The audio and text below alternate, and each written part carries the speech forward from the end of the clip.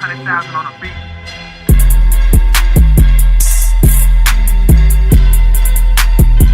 This is actually one of the biggest reasons why I personally stayed away from gear, and it's something a lot of people getting into bodybuilding don't realize. So you think that the bigger and leaner and stronger you get, the more and more satisfied you'll feel, but that's not really how it works. Because no matter how far you progress, not just in bodybuilding but in any area of life, your brain always adjusts to it and it just becomes your new normal.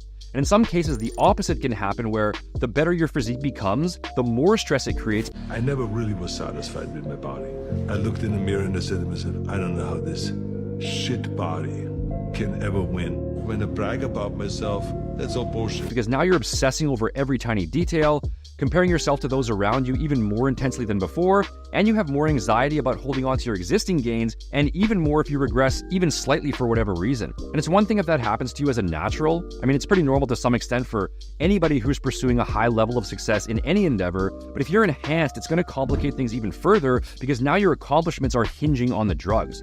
You're basically locked into taking them forever just to maintain your current physique that you may or may not even be any happier with than if you had stayed natural, and the only way to progress further is to take more compounds and or higher doses, which you'll then need to maintain that new physique, and it just keeps going on and on from there. And that doesn't mean that I'm strictly against PEDs because I'm not, but most people only think about the physical side effects when there's a whole other mental rabbit hole to consider as well. And that's why I generally recommend that you don't even consider the enhanced route until you're a more advanced lifter, because at least then you'll have a better handle on how this whole game works, not just physically but also psychologically, versus someone who jumps on too early and doesn't actually realize what they're getting themselves into.